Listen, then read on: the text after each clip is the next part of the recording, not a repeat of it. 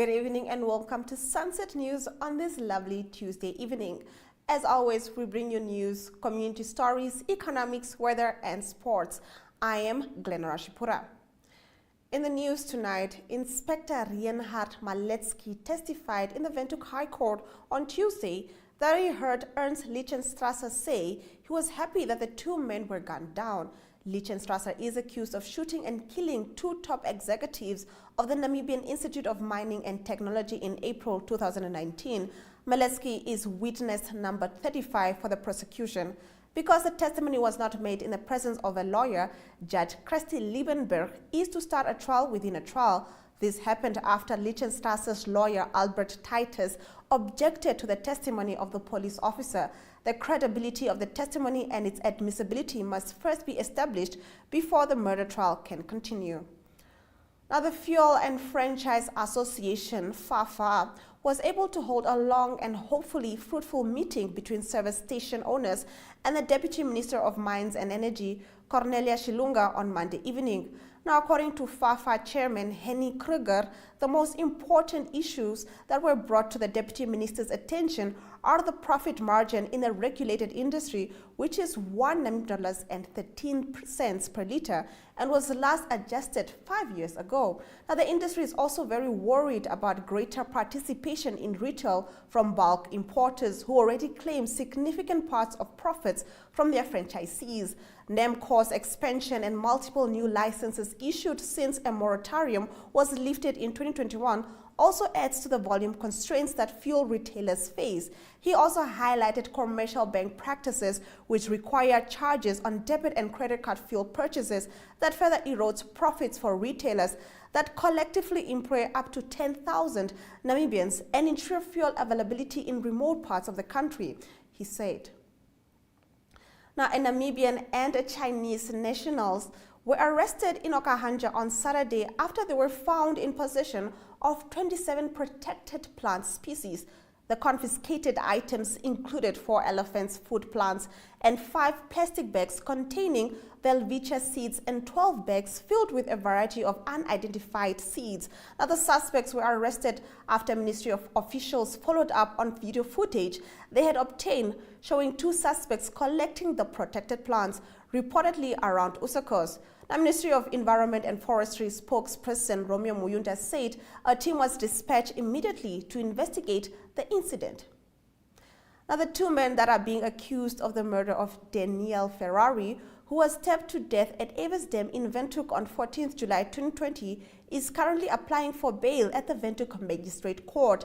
Now, the investigating officer testified today and revealed that both men had made confessions and admitted to the murder, but now say that they were forced to do so. Some of the deceased belongings was also found in their possession. They have been in custody since 24th November 2020. The bail application will continue on 1st August. In community news tonight, we look at the upcoming Seafood Festival. Do stay tuned.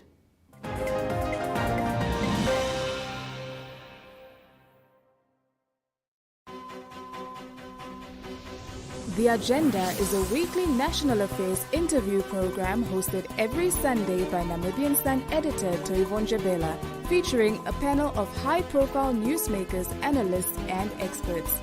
If you would like to feature your brand or campaign on this platform, contact agenda@synergy.com.na. The Agenda, focused on today's conversation.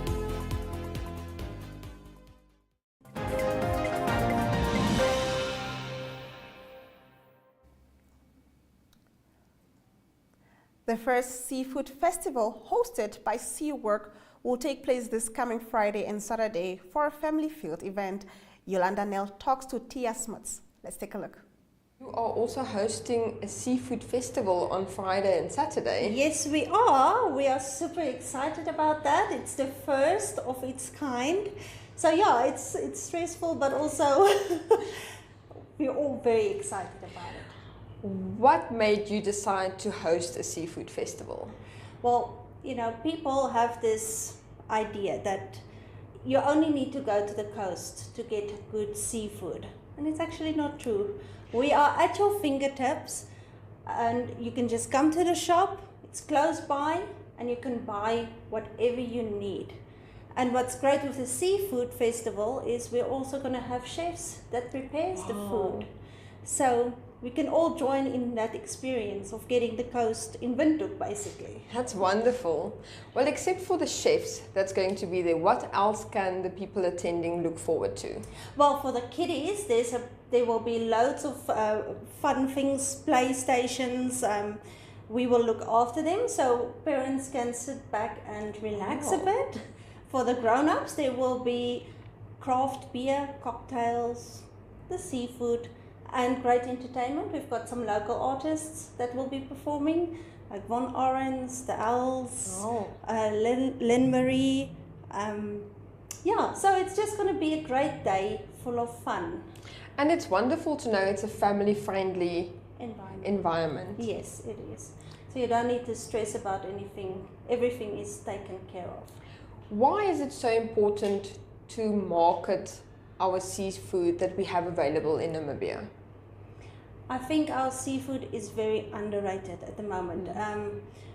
We get a lot of clients coming in here and they just want basic things like hake or king club. Yeah, it's all good, but there's so much more to it. We've got prawns, we've got the mussels. There's just, we as Namibians are a bit uneducated about seafood and how to prepare it especially. Like me, for example, I always overcook things, and it's actually a very simple food source to prepare. That definitely looked very delicious. Looking forward to the festival. Moving on, iCare Health Institute in Ondangwa held their oath-taking for a nursing graduate ceremony last week at the Ondangwa Trade Fair Hall. Now, the different speakers included retired nurses who offered words of encouragement to the new crop of nurses and provided them with technical ways to approach a challenging industry. Donohole Mongomba was there. With compassion and empathy. I accept it as my duty to protect the interests of my clients as we have to take it along. The pledge and the act, isn't it? I hope you do it from now on. So let's pledge. Let's lay down the oath. You will say after me, I solemnly declare that my ultimate responsibility is for my client's humanity, dignity, and individuality. I undertake to treat my clients equally and will not allow that social, economical, political, religious, or cultural differences influence the care I render. In our story of the day, we look at exploring for uranium in the Stamford area. All this on the other side of the break.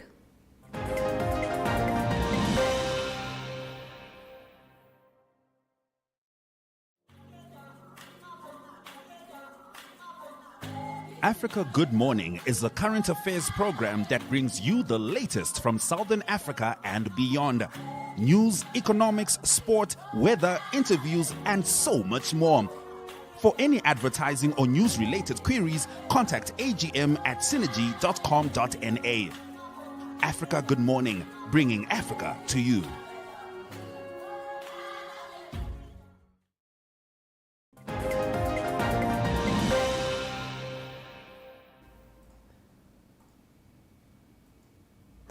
When NMH sent the media representative of Headspring Investments a catalogue of questions, one of the answers were that Headsprings has nothing to do with green mining.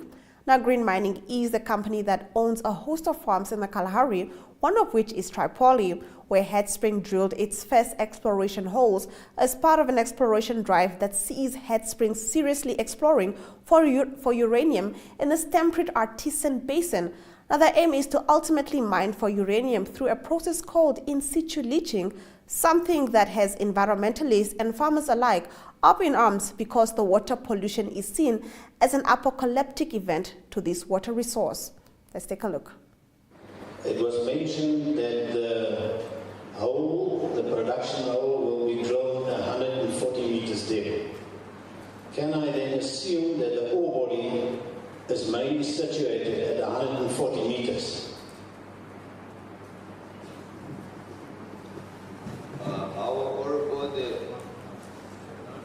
Our body depth from 100 meters from the surface to 150 meters. Okay, It depends which area, and more or less 100 to 150. okay. So that is right in the artesian water, the Stempered Artesian Basin, which is under very high pressure, moving into all directions because it's the poorest. Okay. Then the monitoring boreholes. I've not heard about any monitoring boreholes that will be drilled for this pilot plant.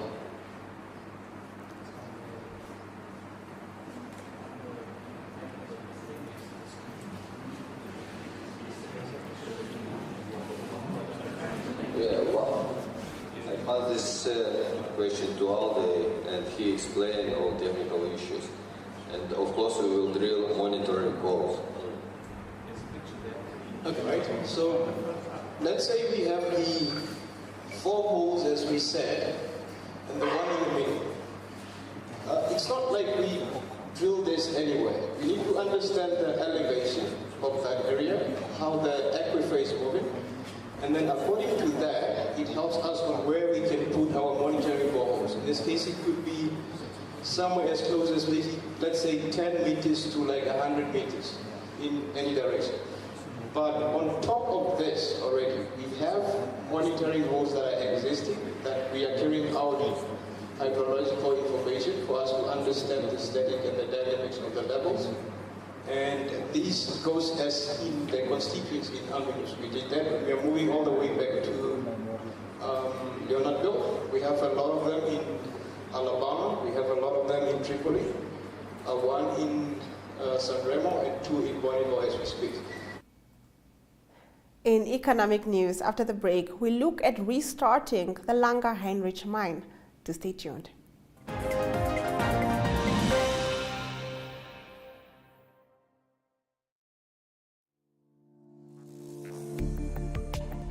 In Business 7, you get news on current economic, financial, and business matters in Namibia. The weekly show features interviews with experts and in-depth analysis of burning issues in a way that caters for ordinary Namibians and business connoisseurs alike. For news-related or advertising queries, please contact B7 at synergy.com.na.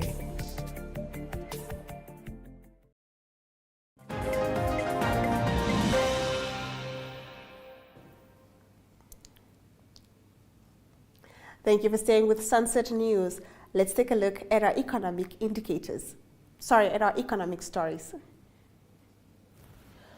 Australian Securities Exchange listed Paladin Energy, the majority shareholder in Langer Heinrich uranium mine in Erongo, announced its decision to return the mine that has been in a state of care maintenance since 2018 to production. Now, due to the pressure of poor global uranium prices, the mine ceased production in May 2018 and more than 300 workers were retrenched. Now, the Australian mining company stated that its board has made the decision to return Langer Heinrich uranium mine to production with first volumes targeted for the first quarter of 2024. Let's now take a look at our economic indicators. The Namibian dollar trades at 17 to the US dollar and at 17.45 to the euro. It trades at 20.45 to the pound and 2 Namibian dollars and 52 cents buys you 1 Chinese yuan. Copper is up by 3.28% and zinc increased with 3.12%.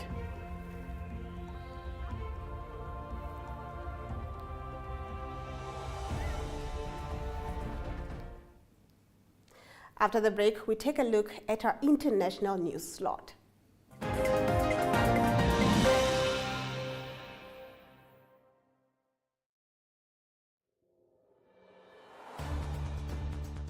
The Evening Review is a daily interview-based talk show that dissects and expounds on current affairs as they occur in Namibia.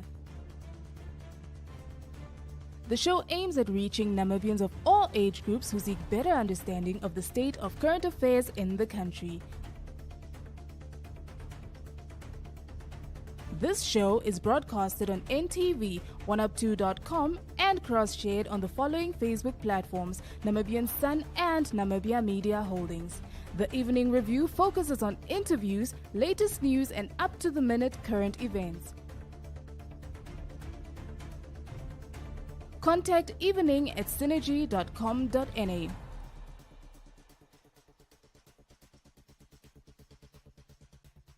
Evening Review, unpacking today's pertinent issues.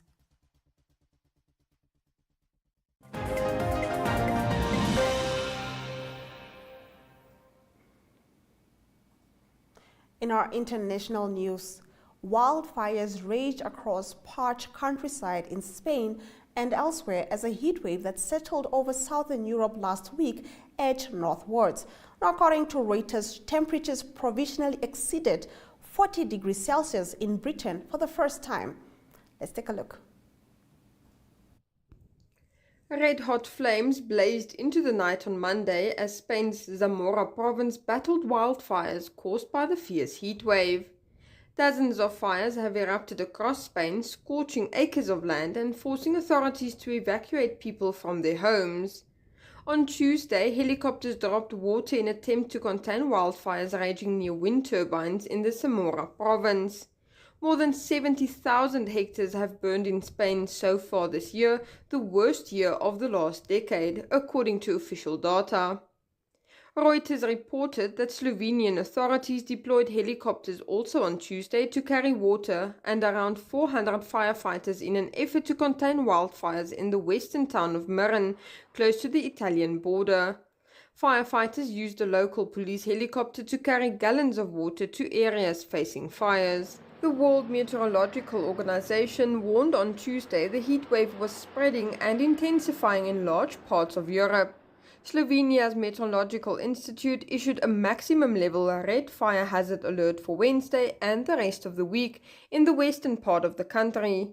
Britain recorded its highest ever temperature of 40 degrees on Tuesday as a heat wave gripping Europe intensified, scorching fields and damaging airport runways and train tracks.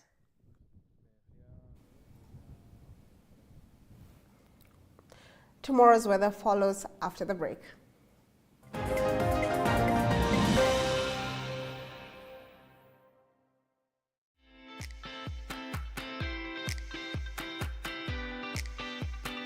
We are back again with another Generation episode Z of your reaches favorite show. Scholars, varsity and the youth generation through Zone, Varsity and School News.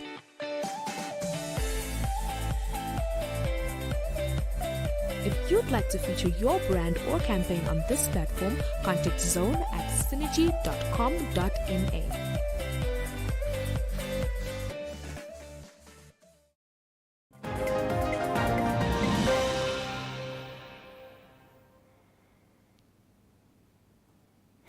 Let's take a look at our weather predictions for tomorrow. Higher temperatures are experienced in the north with Enana on a maximum of 33 degrees and Oshakati on 30 degrees. Aranos is cold at 3 degrees minimum and a maximum of 23 degrees.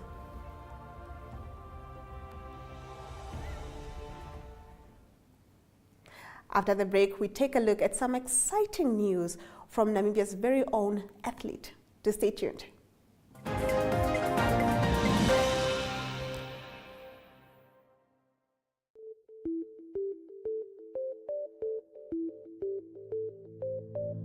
NMH at 1 brings you news from all across Namibia. If you would like to feature your brand or campaign on this platform, contact nmh1@synergy.com.na. NMH at 1, your lunchtime news companion.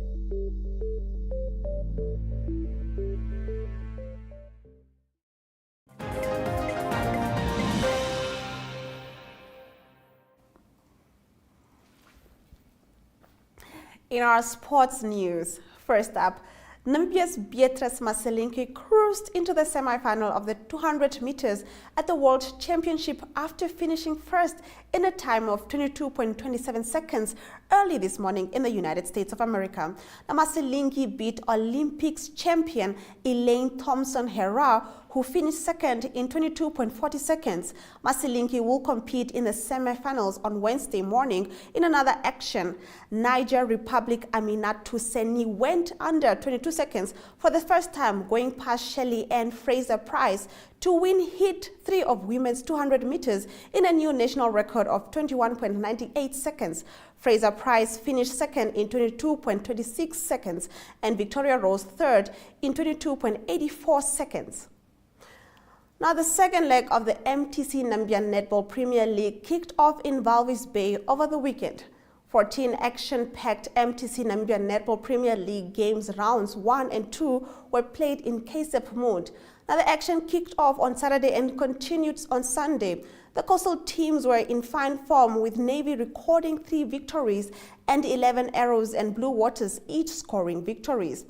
Namibia's first backyard ultra marathon will not just be for experts, but beginners who dare to push their personal goals to the limits. With the premiere of the Brandberg Backyard Ultra just around the corner, the organizers are very excited and preparing to receive the more than 50 dauntless Namibian runners at the Brandberg Rest Camp in Uys on 23 July. Now, although the title Backyard Ultra suggests that this should be an ultra race longer than the general marathon of just over 41 kilometers, the event is not only for runners who aim to be the last person standing. As such, the Brandberg Backyard Ultra pool of entrants does indeed include more than 20 experienced ultra runners, but many of those who will be lining up on Saturday are mettlesome adventurers who will be challenging their own grit and merit. The highlights follows after the break.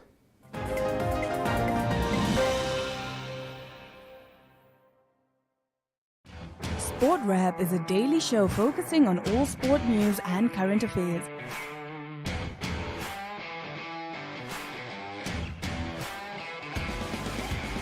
If you would like to feature your brand or campaign on this platform, contact sportwrap@synergy.com.na.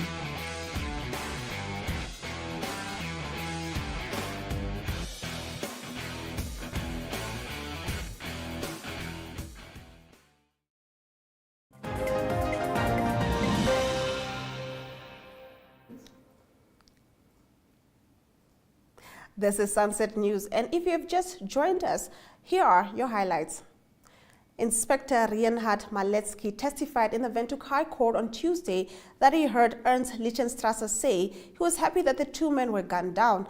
Now, Lichtenstrasser is accused of shooting and killing 2 top executives of the Namibian Institute of Mining and Technology in April 2019. Maletsky is witness number 35 for the prosecution. Because of the testimony was not made in the presence of a lawyer, Judge Christy Liebenberg is to start a trial within a trial. This happened after Lichtenstrasser's lawyer, Albert Titus, objected to the testimony of the police officer. Now, the credibility of the testimony and its admissibility must first be established before the murder trial can continue. Australian Securities Exchange listed Palladian Energy, the majority shareholder in Langer Heinrich uranium mine in Erongo, announced its decision to return the mine that has been in a state of care maintenance since 2018 to production. Due to the pressure of poor global uranium prices, the mine ceased production in May 2018 and more than 300 workers were retrenched. Now, the Australian mining company stated that its board has made the decision to return Langer Heinrich uranium mine to production, with first volumes targeted for the first quarter of 2024. Nambia's Beatrice Masilingi cruised into the semi-final of the 200 meters at the World Championships after finishing first in a time of 22.27 seconds early this morning in the United States of America. Masilingi beat Olympics champion Elaine Thompson-Herah, who finished second in 22.40 seconds. Masilingi will compete in the semis on Wednesday morning. In other action, Niger Republic Aminatu Seni went under 22 seconds for the first time, going past Shelley Ann Fraser-Price to win Heat 3 of women's 200 meters in a new national record of 21.98 seconds. Fraser-Price finished second in 22.26 seconds, and Victoria rose third in 22.84 seconds. And with that, we've come to the end of the show. Thank you for joining us. Make sure you join Sunset News on Facebook on all the NMH platforms on our weekdays, as well as on our website, oneup2.com. Sunset News screens on DSTV channel 285 and GoTV channel 94 every weekday from 7:30 p.m. to 8 p.m. I am Glenn Rashipura, and this has been Sunset News. Don't end your day without us.